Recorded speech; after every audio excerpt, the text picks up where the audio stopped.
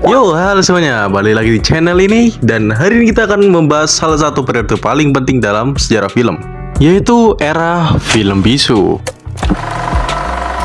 Sebelum era film sekarang dengan CGI yang ada di mana-mana, ada masa yang disebut film bisu. Dengan karya dari Edward Muy Brigade, Antine Julius Marley, dan Louis Le Prince. Mereka adalah tokoh besar yang meletakkan dasar bagi pengembangan kamera film, proyektor, hingga celluloid transparan. Lalu pada tahun 1878, Georg Eastman memproduksi plat kering fotografi, dan di tahun 1888 ia menyempurnakan film celluloid. Nah, di titik inilah awal lahirnya sebuah sinema. Era film bisu berlangsung dari sekitar tahun 1894 sampai tahun 1929. Masa puncak film bisu terletak pada awal 1910 hingga akhir tahun 1920-an.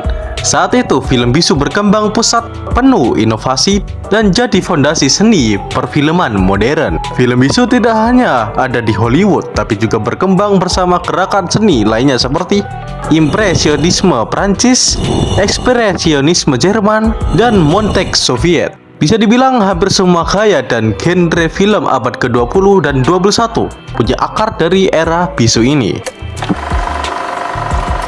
Meski disebut bisu, film di era ini justru sangat inovatif.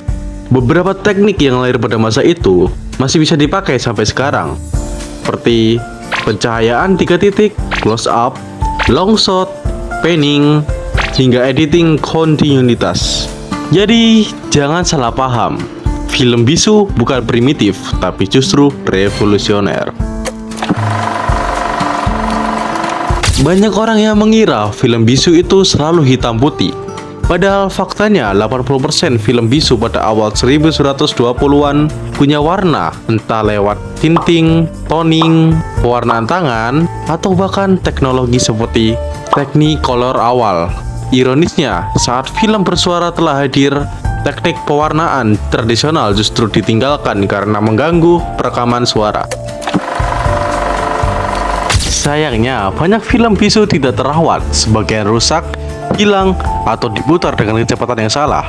Akibatnya, film bisu dianggap jelek dan kaku. Padahal kualitas film bisu pada tahun 1920-an itu luar biasa tinggi, dengan set megah, cahaya dramatis, dan editing yang kompleks. Kesalahpahaman yang lain, film bisu itu membosankan. Faktanya, karya Charlie Chaplin The Kid tahun 1921 atau Buster Keaton The General tahun 1926 masih menghibur hingga saat ini. Humor fisik, drama emosional, hingga adegan aksi berbahaya, semuanya sudah ada di era itu.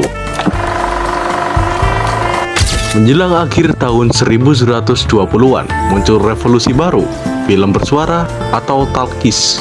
Pada saat itu, film The Jazz Singer tahun 1927 menjadi tonggak awalnya. Namun, transisi ini tidak mudah. Banyak aktor kehilangan karir karena suara mereka dianggap tidak cocok. Sutradara dan teknis pun harus belajar ulang cara merekam dan mengedit. Butuh waktu hingga pertengahan tahun 1930-an untuk industri benar-benar beradaptasi. Namun warisan film bisu tetap abadi. Hampir semua teknik sinema modern berakar dari era ini. Film bisu membuktikan bahwa bahasa gambar bisa lebih kuat daripada kata-kata. Itulah perjalanan singkat era film bisu. Sebuah era kemasan yang mungkin bisu dalam suara, namun nyaring dalam inovasi. ハリハミとオンザトラックいつでも勇気